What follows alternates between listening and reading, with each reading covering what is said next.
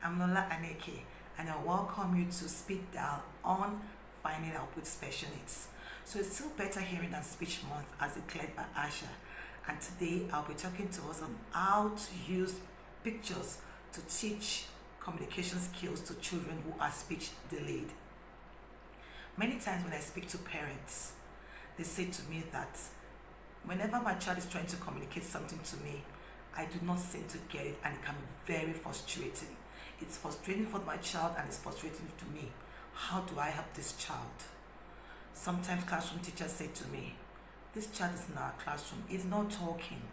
There's no way he can be with us, there's no way we can teach that child. And this is particularly for that school or for that classroom teacher who is practicing inclusive education. He does not speak, so how will he learn? He does not speak, how do we assess his knowledge? How do we encourage him to speak? Today, I'll be giving you a very powerful tool. I'll be sharing with you a very powerful tool to help these children to communicate, both at home and in the school. Now, the tool is simply to use pictures. Thank God for technology. We can easily use our phone cameras to take pictures.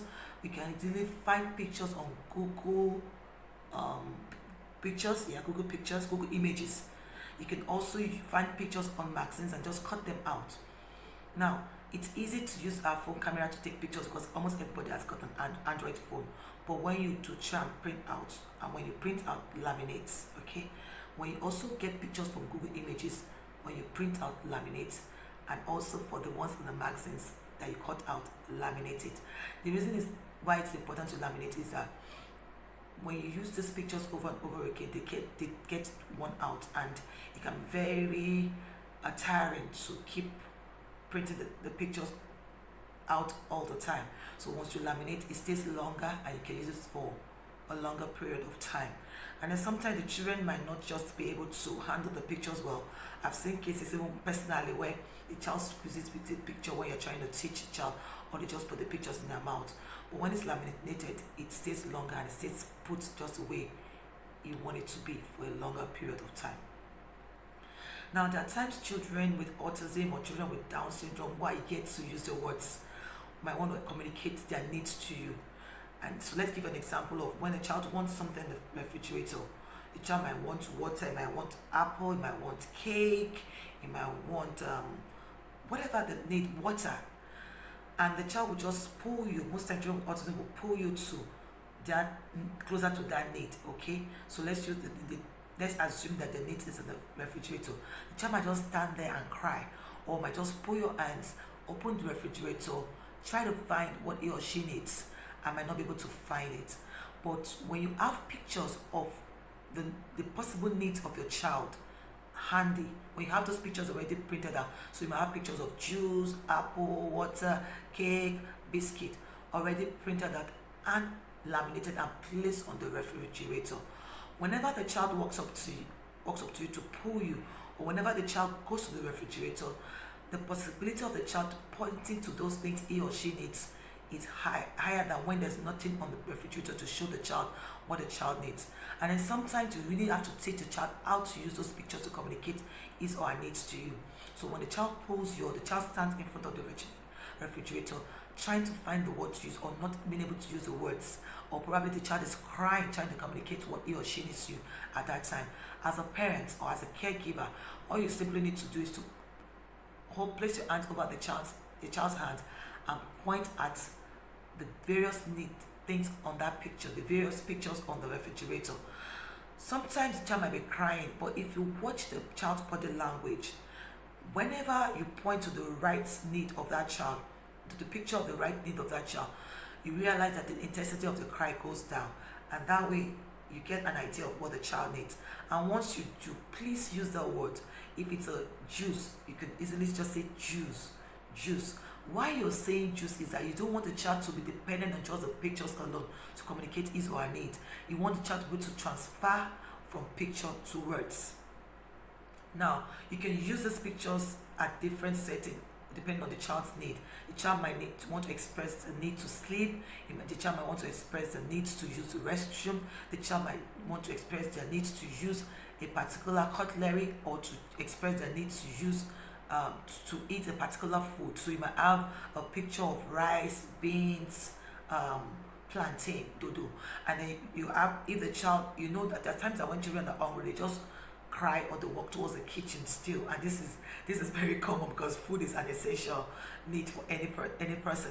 So you might want to bring out those pictures to show the child, show me what you want.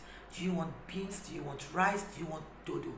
And then the child might point at that particular need, and you might say the word beans.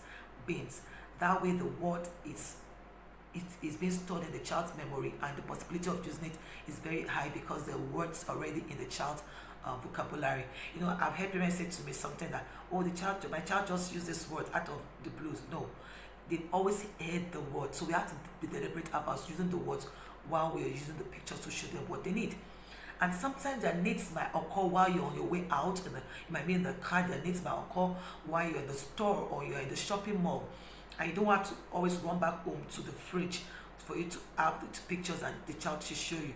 You might want to cut those pictures and put them in the child's wallet, or use a ring to arrange those pictures in such that if the child wants to tell you that they need water, all they need to do is to scroll to that picture that says water, and then the child points to you, and then you say water, and you give the child the water.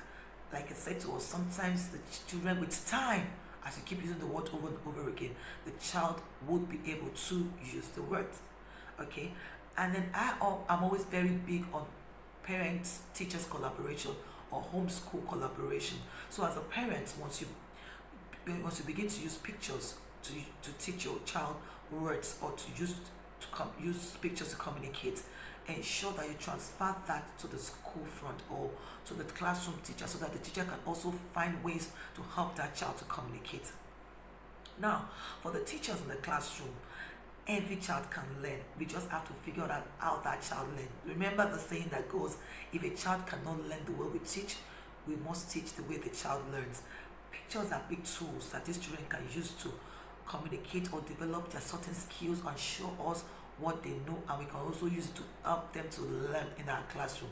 Let's take numbering, for example, in numeracy. If you wanted the child to identify numbers, you could have pictures of different objects. So you have pictures of the number, or two objects or two animals in a particular picture.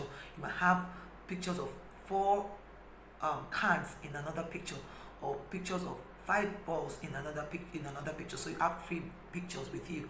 One has 2 objects, the other one has 3 objects, the other one has 5 objects, and you want the child to identify the picture that has 2 objects.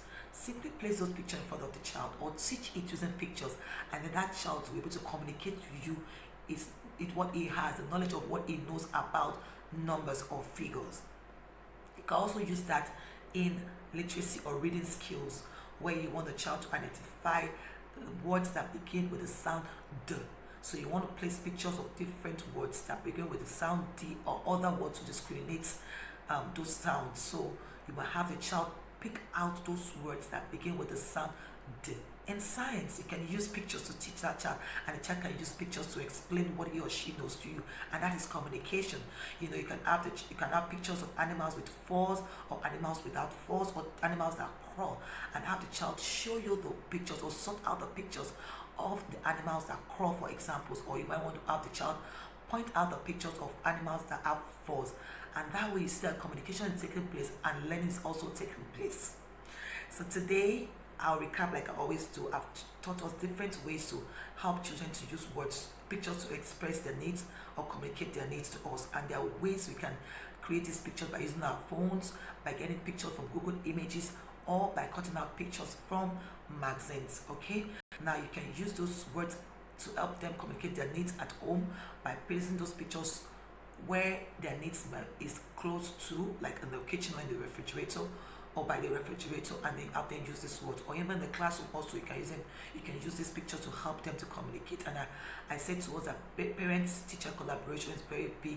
It's very important in helping these children to learn to use pictures to express their needs and their wants. Okay, please do not forget to leave me comments and feedback whenever you use these strategies, so that others can learn, and then we can also help to make the world a better place for children with speech and language delays or disorders.